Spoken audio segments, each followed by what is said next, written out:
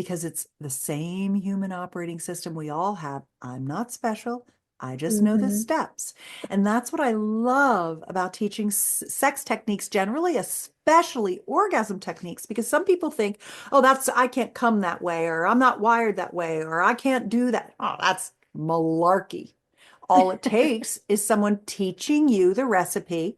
You cook the meal. It takes you a few tries to make it perfect and succulent, but you get it. It's all Hmm. learned.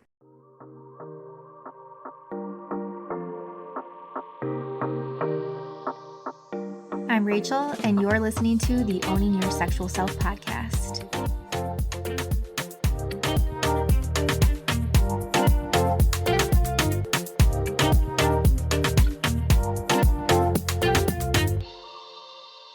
Susan Bratton, welcome back to the Owning Your Sexual Self podcast. I'm so happy to have you back. Hello. Hello, precious Rachel Maine. It's so good Yay. to see you. I've been looking forward to our conversation. We had such a good time the last episode, and thank you for having me back because I just want to talk about everything with you all the time. Yes, yeah. And again, today's goal is like, let's make this episode the top episode for 2025. You were on the show in 2024, a little bit late in the year. So you didn't even have a full year to get the analytics. So I have full confidence, like we're recording in January. This is going to be a banger for 2025. It's going to be so Ooh, a good. banger. Let's make it a banger. That sounds good. That's Yes, interesting. Banging is an interesting thing. Can we start mm, there? please, let's do So I have it. something to say about banging on my old sex lady soapbox. Um, so much of what is depicted in pornography is this kind of like boom, boom, boom, boom, boom, boom, boom, boom, boom, like that's what guys think they do. And a lot of women, they really complain to both of us bitterly about not having,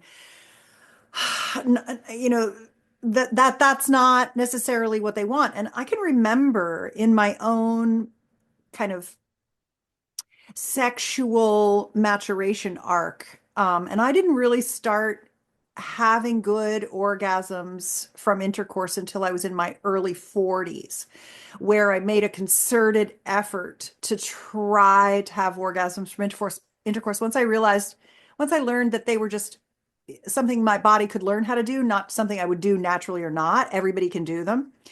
And I don't think that my husband was much of a banger, if you will. But now what I've noticed is that I've activated all of that vulval tissue, the vulvovaginal erectile tissue, and it all feels good to be pleasured and touched. And we've played with it and massaged it and licked it and sucked it and, did all the things to it. And then I've used a lot of different sex toys to cross train and activate all that tissue, pulsators and thrusters and air stimulators and rumbly vibes and buzzy vibes and G-spot Hmm. activators and all the things. It is the tissue in my vulva is very it inflates and deflates really easily. Like the balloon that it is works well now that it's gotten a lot more practice. Mm. And yet, because I am a female bodied Homo sapien, it takes me 20 minutes, even though I have frequent sexual experiences, it still takes me a good solid 20 to Mm. get what my partner gets in a minute or two as far as erectile function because of the way we're different. And that I still don't necessarily want banging on day one. Mm. Hmm. I just got an email from one of my followers who said, I heard about your 5-day fuck fest, and my husband and I decided to do one. We can only go away for 3 days. Here's my list of what I'm taking. Am I missing anything? And do you have any advice for me? And I thought that's so cute. And now I'm inspiring women to have multi-day fuck fests because the erectile tissue gets so much better on day 2 and Mm, day 3 and day 4. You get the engorgement really gets in there, and it's just so much more lush and plush. And so the level of pleasure we can get and the kind of stimulation we want changes hmm. beyond just that. Okay, I've got my 20 minutes in, now I've got my lady boner, now I can have, I mean, that's great. That's still just day 1, still what, hour 1. And when I'm having a long, luxurious weekend of lots of lovemaking, as that erectile function really sets in, I want more of that poundy style of Mm, intercourse than I did in the first hours or even day of lovemaking. hmm. And I think that we just don't talk enough about the different types of intercourse techniques that feel good on day 1, day 2, and day 3, and day 4, and day 5, and things like that. Because they Yeah. do, what you want and what feels good changes the more engorged you get. Yeah. And if people could just look at that as a good thing and not a bad thing, I know like when working with a lot of couples, right? Females like, what I liked yesterday, I don't like today. Yeah, Partner, what you liked yesterday, you don't like today. Like, just tell me what you want, right? There can be yeah, so much frustration around that. yeah, But yeah, if you change the lens, you change the mindset of like, okay, what do we get to figure out today? Like, what do we get yeah, to explore today? What's going to yes. turn you on best? What's going to turn me on best? And let's have fun doing that and figuring that out together. Yeah. Yeah, I don't know why there's frustration around that. It just seems so silly to be frustrated over the fact that we live in a body that's ever changing. And that's actually the joy of the discovery of what's going to feel good in any individual day. You never know. One of my favorite Hmm. things about having sex, and by sex, I mean all the things, not just intercourse, is, I got to ride that line where I love intercourse, but I don't want people to think that when I'm saying sex, that's what I mean. Because Yeah. so many people do think intercourse and sex are the same thing when they're not. I think sex is all the things, passionate lovemaking. Intercourse is intercourse, and that's just Hmm. one of the Hmm. things. But I love showing up in the bedroom with my partner and checking in with myself, tuning in to my body and hearing where she is and what she might want. And a lot of times when we start our dates, we are thinking up fun things we might be in the mood for. But we pretty much almost always start with a yoni massage no matter what, so I can get my blood flowing, so Hmm. everything will feel good. That's kind of almost like, for me, it's not a non-negotiable because I don't always start with that. Sometimes I start with kissing, breast play, cock stroking, more of the kind of face-to-face pleasuring, frontal body pleasuring, not Hmm. necessarily the lying down, butterflying my legs open and receiving the full attention of a yoni massage. Those two are kind of my favorite starter novelties to help me get my blood flow going. But sometimes I start with using a vibrator on myself while my partner plays with my boobs, and I lean back against him and I tell him about my day. It's just like, it could be any way I want to start. And I love the showing up in the lover space and checking in and what might be fun. And one of the things that I really enjoy about my partner is that he comes up with a bunch of ideas all the time, and we throw them into a big pile on the bed, like with this, these are things that might be fun. And he'll think of stuff that I want to do that I forgot I want to do. And a Hmm. lot of times he'll say, well, do you have a new toy you want me to figure out how to turn on and off for you? I can never figure out the damn buttons on these things. I literally was in Hollywood this weekend moderating a panel on sex tech. And one of the things that I talked to my panelist about was, how come you don't have very giant backlit buttons? Like, you think I can find the which button I'm supposed to be turning off and on while I've just had 20 orgasms? I mean, geez, oh Pete's, light the back button. You backlight the buttons for us, Yes. people.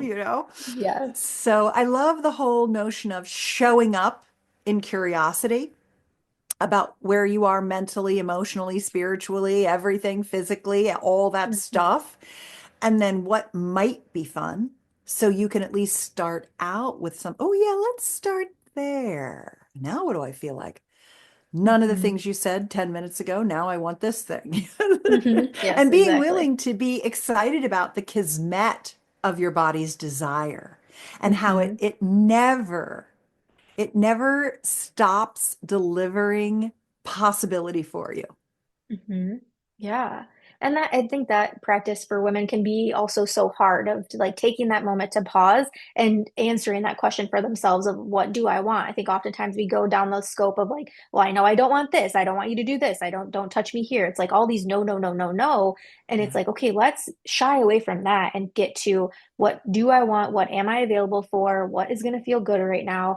And Yeah. then the acceptance place of that. Like, if it is just good, like, I just want my hair to be played with for a minute. Hmm. Like, I Yeah. just want to lie on you. I just want to be held. Like, and Hmm. then not to link expectation to that, right? It doesn't have to Right. necessarily lead to, okay, well, now let's fuck, right? Like, Right. it's a slow, a slow moving progress, which also can be at times a fast moving progress, a fast moving pace. And I think that's the beauty of it. How boring would it be if sex looked the same every single time? Yeah. Well, boring. It would be like most people's sex life, which is boring. Right. It's just the same o, same o. That's why people stop having sex. That and the Mm. pressure to always have intercourse, like as the thing you're supposed to be doing. Um, Taking intercourse off the table as a guarantee and making it a want to have versus a have to have nets Mm. you way more great intercourse.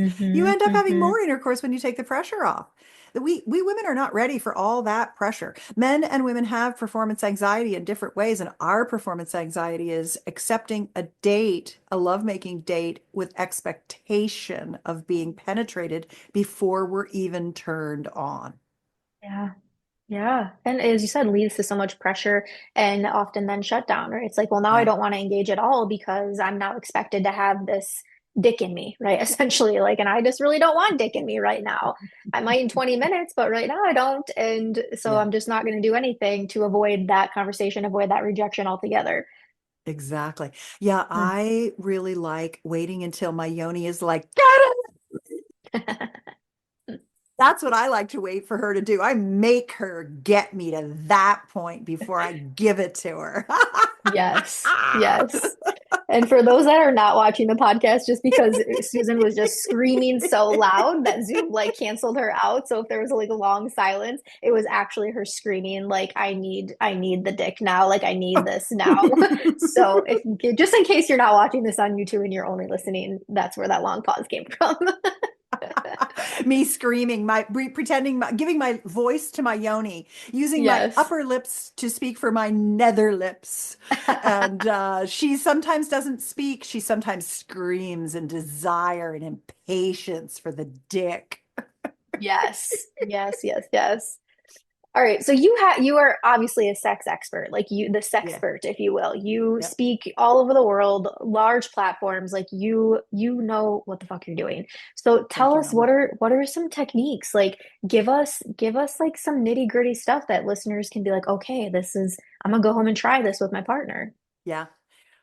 I would say there are some big categories of techniques. One is orgasmic intercourse, and I think it's one of my very best categories of work is teaching women how to have tons of orgasms from penetrative sex.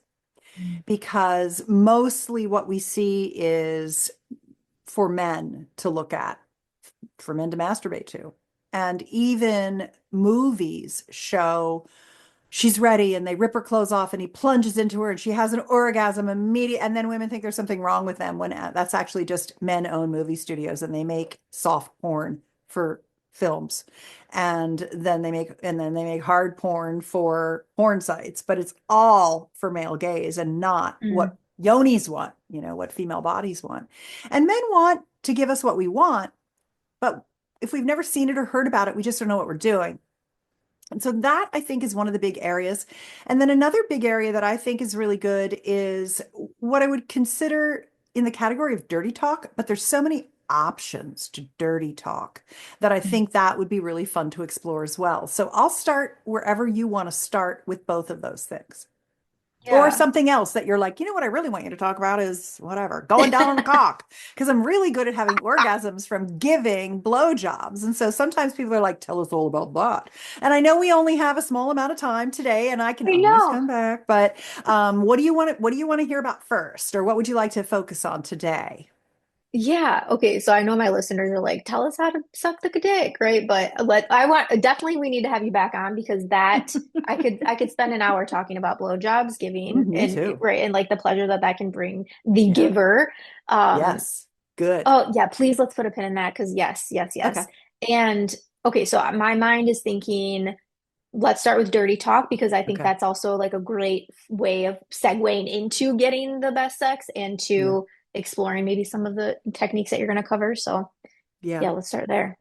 So when you think about dirty talk, often what you think about again is that kind of like, oh, you dirty little slut, you're gonna do these things. It's like that kind of thing. And that can be fun in certain moments when you're ready and aroused and you're feeling really naughty and dirty and you like that kind of like degrading, put me in my place, dominate me, tell me I'm a bad naughty girl.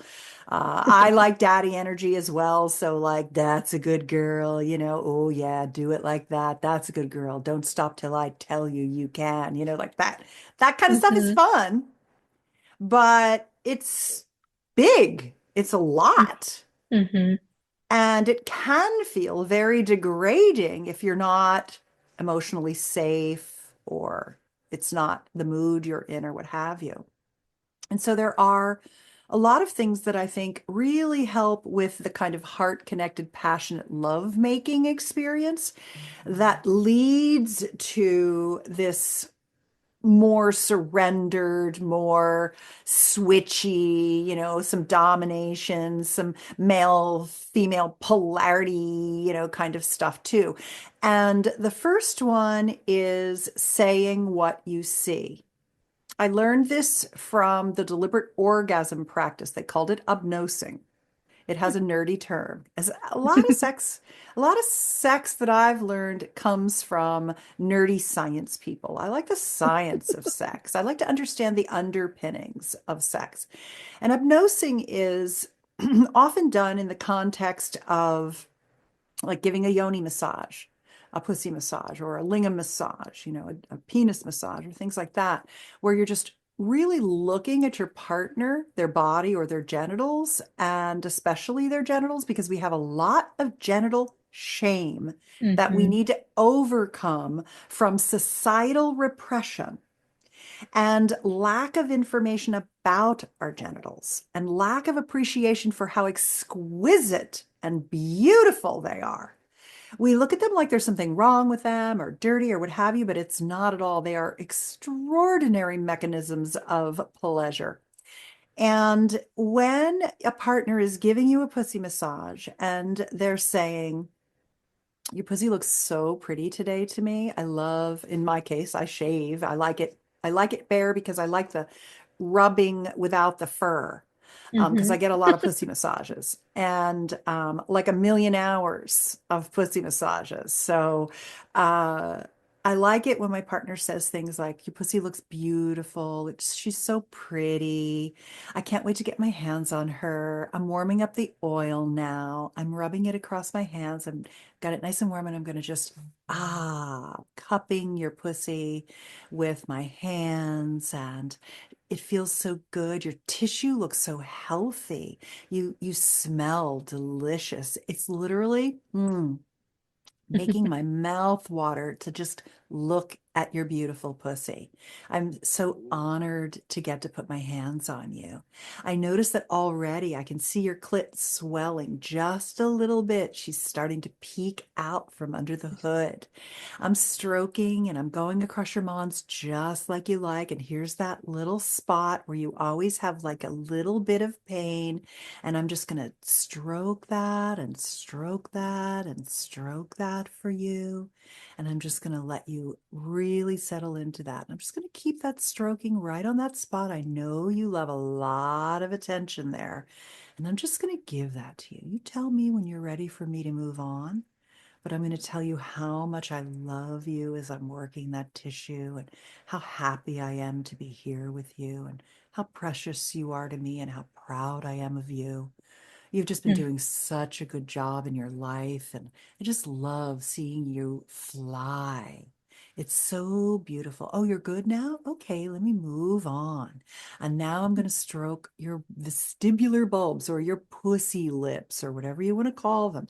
And I'm just going to get that blood flow. I already feel like they're getting nice and meaty. I feel them getting really engorged. Oh, your clit's starting to pop. Oh, I'll just give you a little touch there, a little tickle there. Oh, does that feel good? Yeah. I feel you standing up under my finger.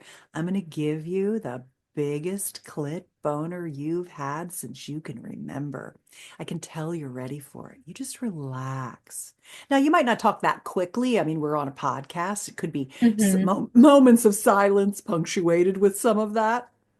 But those kinds of things, oh, now your labia is starting to really drape beautifully, and the edges are purple and tinged. And I'm going to spread them open. They look like a beautiful little butterfly. And the inside, right inside your pussy there, it's deep, dark red. And oh my God, my cock is starting to strain now.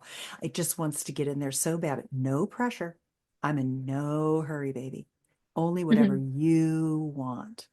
That kind of a thing where they're telling you you look good, you smell good, they want to eat you, they love you, they're proud of you, like all that stuff.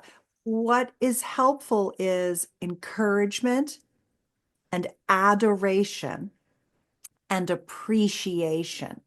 Hmm. Those are the things you want to focus on. And for many partners, just literally saying what you see. I see your clit peeking out. I see your labia getting full. I see the purple tinge of the darker blood flow on the inner labia. When you're literally just describing what you see. I love how shaved your pussy is or how big your bush is or whatever, whatever your jam, whatever your hair Hmm. jam. The words hair and jam should never be used together. It makes you feel like you got to go toot, toot, toot. So those things are really, really important. And then there's also fantasies. For example, one of the things that is interesting about sexual types, if you will, is that some of us are more visual, some of us are more auditory, and some of us are more kinesthetic. And those certainly work. Those are some of the things that have an impact on, like Jaya's erotic blueprints, for example. Hmm. When you understand what you are and what your partner is, you can have a lot of fun with auditory. So, for example, I'm a kinesthetic lover. Mine is very sensation oriented. I think that's why I'm a good writer of orgasm techniques, step by step. Here's exactly what to do to have the 20 kinds of orgasms, is because I can really feel that stuff and I can really notice what's going on in my body. My husband, on the other hand, he is auditory in his theta state of arousal, turn on, and orgasm. And he loves it when I tell him dirty stories. He loves it when I climb on top of him, fuck him cowgirl, and tell him dirty stories. He just gets out of his mind with pleasure. So I'll just make something up and I'll be fucking him and whispering it super sexily in his ear. And that is a great source of pleasure for him. Where for me, sometimes I'm open to that, and other times oh, it swamps my system because I'm a Hmm. highly sensitive person. So I don't even like sex toys that are too loud. One of the things I do is I've written a guide called the Quiet Vibe Guide. It's at Hmm. quietvibeguide.com. And it has all of the quietest, best sex toys. One of which is actually a new one I want to show you. I have these two toys for yoni massage that I'm recommending right now. Hmm. And this one is called the Queen, And what I love about her is she uses this pulse plate technology, and that sends the vibrations very deep into the erectile tissue. So it really helps with the reversal of atrophy and the engorgement and the expansion of the tissue and the increase in sensation. Fantastic for women who are struggling to get to their orgasms because they Mm. get to them much more easily when they get a vulva massage with the queen. The other toy that I also recommend is it's called the Vibe. It has the dumbest name, but it's fantastic because you can lay on it, which is nice. But what it's really good for is vulva massage, and it's whisper quiet. Mm. So if you're looking for links to these, I stuck them at drivedesire.com. Drivedesire.com is where the links to the Queen and the Vibe are. Because they get mad at me if I don't say where to find them. They're like, Mhm. where's the queen? I gotta find the queen. So I put them in there. I love having a yoni massage with these devices because they add to what your lover's massages can do. Mhm. And they're really nice for that. So that's another thing is the oral sensitivity of partners is a thing as well. So saying what you see, telling dirty stories. Sometimes I will say to my husband, I want to tell you a dirty story. Give me a prompt. And he'll Mm. say, there's 10 cheerleaders ringing our doorbell right now. What's going to happen? And I'll just tell him this dirty, dirty story about the cheerleaders, and they all came and they all rode his cock in different ways, and all this kind of stuff, right? It's so cute. He loves that. He loves cheerleaders. That's so cute. And they have sis boom ba. It's just adorable. And Oh, so love that. eliciting fantasy elicitation, asking your partner what's turning you on. Like one of the things I really like, it's a very dirty bad girl thing that I like is I have this fantasy where I like to be spanked while I'm being told to suck my partner's cock. Mm. And that's really hot to me. That's like one of my favorite little ones. So sometimes I like to hear those stories or even get spanked and hear those stories. And so those can be kind of fun little things. Whatever tickles your fancy. It's just fantasy. You don't even have to do it. Literally, fantasy is made up stuff that turns you on. There's no judgment about it. And when you start sharing your fantasies, you're like, oh my God, that's what turns you on. Oh, that's amazing. All right, I can tell you a story about that. Let me see the dirtiest thing I can make up. And your partner will often make up things you've never even thought about that are super hot. So Mhm. I think fantasy sharing is a very good one. And then another one that I really like that I learned from one of my mentors, Dr. Patty Taylor, is sharing favorite frames. Have you ever heard of this? Mm-mm. It's really fun. It's post-coital dirty talk. It's what Mm. it's what lets you know that you have done a good job, which is super important to our male body partners, but also to us. We all want to know we did a good job. Mhm. And a frame is like a snapshot, a moment in time, and it's a visual picture. And it's essentially one thing during the last time you had sex that was a really, really hot moment, like your hottest moment in the entire arc of the lovemaking date. Mm. What Mhm. was that? Share that frame. Well, remember when we were face to face and I was stroking your cock and we were kissing and you were playing with my boobs and you were just running your thumb across my nipple? And you were kissing me, and you were kind of, how I'm usually the more aggressive kisser, but you were really like super in your masculine, and you were really fiercely kissing me, and you were like jamming your tongue down my throat, and you were moaning a little bit, and you didn't even know what you were doing to my nipple. You were just so out of your mind, turned on. But that stroke was making me come in my mouth while you were kissing me. I was having like oral gasms from all that stimulation. And my pussy was just contracting and contracting and contracting. And it was like so intense. It was like I could feel the orgasms going from my pussy all the way up my throat. Like my whole core was orgasmically activated. And Mm, all you were doing was really just a little bit aggressively more than normal, kissing me and literally just touching my nipple with your thumb. And that was getting me so turned on. That's an hmm example of a frame because it's very body-based description of hmm what you were experiencing in that moment and why it felt so good in your body. Because your partner would be like, "No shit, man. That's what was happening when I was kissing you and playing with your boob. Wow, I didn't know I was that good."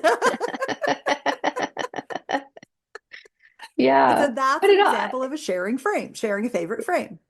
yeah. And I think it just normalizes like it doesn't, as you said when you got into the conversation around dirty talk, like we put it up here, but like we put it so high on this pedestal that it has to be Yeah. like all in, but it can be so simple and right, just as pleasure can be so simple.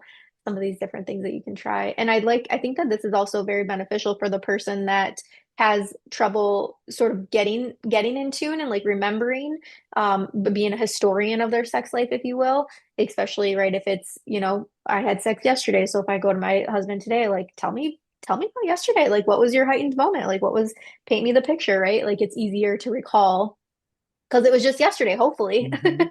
But he's probably gonna look at me and be like, what, what do you mean, right? Like, and I think that's so fun.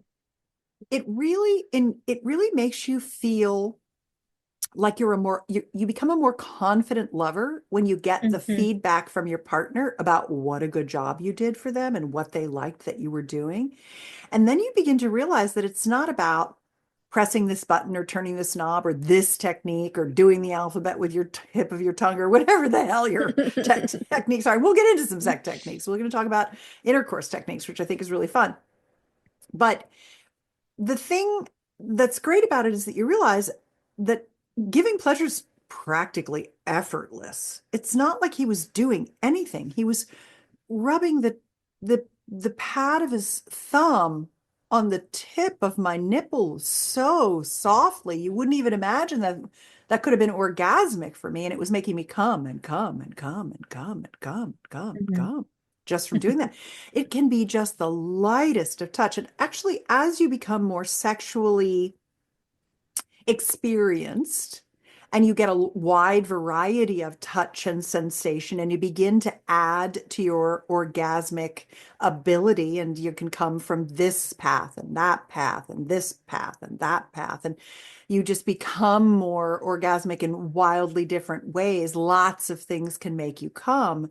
You also think to yourself, oh wow, it hardly takes anything to make me come now. Like I'm such a good little comer. I just come like crazy. I can come by by me thinking about what's about to happen while I'm lying on the bed waiting for you to land on the bed. I can have an orgasm. So the lightness of touch, when people say, "Oh, don't sex toys, keep you from having regular orgasms." Like there's no such thing as a regular orgasm. There's a Yeah. million kinds of orgasms. No, they don't. Unless you drive yourself a little hard and overstimulate and get sensitive for a minute, but you recover from that very quickly. So no, sex toys actually make you come better in more ways, more easily with less stimulation. It's the Hmm. opposite of what a lot of people think. They hone your coming skills so that when you're partnered, whether you're using tools and toys or not, you're just coming more easily. Hmm. The Hmm. pathways are laid down and they work. You're building the roads to the Yeah. pleasure by doing all the stimulation. One of the practices that we do with expanded orgasm or the deliberate orgasm, the due date is I lie down, butterfly my legs open. My partner gives me a genital massage, and then he does the 5 strokes, 3 opening strokes, bread and butter stroke, and the closing stroke. And when he does that, he is touching me so lightly, you might barely see that he has contact with the tip of his finger on my clit, but I Mm. am coming the whole time from the Mm, lightest of sensation with massively, intensely pleasurable orgasms. That's how sensitive we are. yeah. That's how those 10,000 nerve endings, they don't need much stimulation. And so the longer you go and the more orgasmic you get, the lighter the touches that's required for you to have pleasure. And the longer you can stay in the moment of orgasm as you train yourself to extend or expand, which is what expanded Hmm. orgasms are. They're both longer, they last longer, you have more of them, and they become more intense as you get good at them and have them. Mm-hmm. I'm so curious. Tell me, okay, what is this bread and butter? What are these three things that you just described? Yeah, so the expanded orgasm practice, and for I've been teaching this to couples for decades now, and I've had this practice for decades, and I learned it from a lineage of people who have created and taught this practice. And it was originally called deliberate orgasm. It was taught by Moore University. It was invented, if you will, by Susie and Victor Barranco. And they had a sex cult that taught this. They lived in community and they practiced this. One of the disciples of that is a little more recent, and that would have been the orgasmic meditation one taste group, also another sex cult. And the thing is that I wanted to take all of that out of cultiness and turn it into a lover's practice, not just a practice that, you lay down, butterfly your legs, you get stroked for 15 minutes and you're done, which is what it kind of turned into in the orgasmic meditation world. What we did was we created Expand Her Orgasm Tonight. I think I gave you that, Rachel. If I didn't give you that program, let me know and I'll put it in your members area. Expandherorgasmtonight.com. There's some free guides there that teach you what is an expanded orgasm. It gives you a toggling technique for extending the pleasure of an orgasm called peaking, which is a really interesting technique. And it teaches you something called touch for rapture, which is that many of us, our lovers touch us for effect. They're trying to get us to do something rather than touching us for their own pleasure, which is what, when we see their pleasure, creates our pleasure. And it's just a reframe, and it generally is very helpful for men, but also helps all people. But men, they kind of get in there, they're like, I've got to make her come headspace, and Hmm. then they're not present with us. And so touching for rapture teaches him a different touch technique that works better for getting into heart space together. And the expanded orgasm practice that's taught in that program is there's three opening strokes that are basically almost like lube application strokes. And then the bread and butter stroke is the very light clitoral stroke that uses this peaking technique. And then the closing stroke is a down stroke where you hold the vulva at the end, because when you're giving it all this pleasure, it's getting really filled with blood. And sometimes it's so engorged that it almost feels like she has blue balls and she needs some compression on the tissue, and it feels more calming and relieving after she's come so much. So that's the three opening strokes, kind of get her pussy ready. The bread Hmm. and butter stroke is the one that lets her go into this expanded orgasm experience. And then the closing stroke is kind of a grounding stroke that brings her back down and into her body, because she can go so far out. I remember the first time when I was first learning this practice decades ago, and I called Dr. Patty and I said, I'm afraid. I feel like I'm coming so long and so hard. I was coming for like an hour at a time. And I said, I'm afraid. I feel like I'm standing on this ledge in the dark on the side of a mountain, and everything ahead of me is outer space. And if I step off into it, what's going to happen? Am I going to come back? I'm afraid. And she goes, step, step out, step into the space. You're right there. You're at the brink of conscious connection to source, to Gaia, to all things. This is why it's also been called orgasmic meditation. It can connect you with your humanity, all of the connection of all of us. You'll feel Mm, God, whatever word you want to call it, Gaia, source, mm-hmm. consciousness, you'll feel it. And she said, and yes, it could take you a few hours to come back from it. You're going to be way out in consciousness, but you'll come back and you'll recover and you'll be fine. Just take it easy on yourself. And I stepped out. And that's why I started calling myself an orgasmonaut, going to the far reaches of orgasmic outer space and coming back with the map to the territory so you could Mm, follow the steps and get there too. Because it's the same human operating system we all have. I'm not special. I just know the mm-hmm. steps. And that's what I love about teaching sex techniques generally, especially orgasm techniques, because some people think, oh, I can't come that way, or I'm not wired that way, or I can't do that. Oh, that's malarkey. All it takes is someone teaching you the recipe. You cook the meal. It takes you a few tries to make it perfect and succulent, but you get it. It's all learned. Mm-hmm.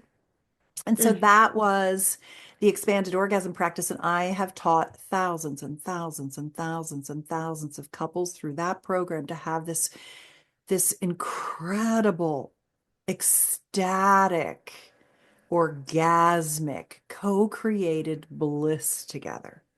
And mm, that's why sex is repressed by so many. Because if you're having all that pleasure without coming in and throwing some coin in a tray, they're not going to get your coins because you're going to be home touching God by yourself. So it's quite interesting to see how sexual repression and why sexual repression was created as a means mm, to an end to control other people. Because once you mm, have that, you are uncontrollable. And that's what I mm-hmm. love about being a sexually self-expressed human. You Mm, cannot control me. I am a sovereign being. I am living in my passion and confidence and purpose and pleasure without needing it from externalities. I can do it myself or with my partner and touch source together. It's mm. crazy what you can do with a clit stroke. Yes. Oh, I'm just like soaking it all in. I'm like, I just want to be Susan when I grow up. I just You want are. to be you and You're live going your to. life experiences. Like, You're on the path, mama. You are kindred spirits. oh, This is what you yes. want and you're going to get it. You're just, I mean, Yes. I didn't even have good orgasms, the beginning of them, until I was in my early 40s. It just, it's just luckily now with, thank you for having a podcast, Rachel, Mm. because this is where we can talk about these things and they can't be suppressed. The cat's out of the bag. Hmm. Now people know, oh, there's nothing wrong with me. I just never got the learnings. Tell me more. Hmm. Hmm. Yes. Oh, okay. Well, we are at time. Unfortunately, I have a client I have to get to. So Yep, I this understand. episode though, my God, like, yes, I'm going to send you the interview link. We got to have you back on. We have to talk about the oral sex, just all things oral sex, And I think also would be a orgasmic wonderful. intercourse. We never And really even got to yeah, that. I Sorry know. about that. I kind of got on my expanded orgasm, which is so incredible. We could talk for hours, honestly. I think we need I feel to, that way next too. time we record, like, let's just block off a couple hours and I'll just break it up into like episode segments, part one, part two, part five, You just want to because milk me dry. truly, I yeah. understand. I mean, You can yes, do you're it. in your dirty talk. Like, I'm sitting here, I'm like, fuck, like, I'm turned on just listening Good. to this. Great. Like, I'm glad. Yeah, I like to make sure everybody gets a little bit excited. That's a good way to go, but not too much. You should see yes, it was balanced. It it was was, yes, adoring. Yeah. So you it go was. off and take care of your lucky client that's working with you. I'm so happy to hear you're adding your somatics in. And I look forward to coming back. We'll talk blowjobs. We'll talk deep throat. We'll talk throat Mm, gasms. We'll talk penetration orgasms. And that'll be our next one. And I'm around. So anytime that's good for you. And yes, thank you for having me. I love yes. being with you. Thank you, thank you, thank you so much. And yeah, so the website where people can find you, I know you went through a lot of resources, Betterlover.com. Betterlover.com. betterlover.com. It's all there. You can get on my newsletter. If you have any questions, what was that thing or whatever, you can email me. They come right to my inbox. I'll reply. So I'm here. Perfect. Thank you so much. Love you. Thank you so much for listening to today's show. If you loved it, be sure to subscribe so that you never miss an episode. And if you really fucking loved it, make sure to tag me on social media at @TheRachelMain. I'll see you next week.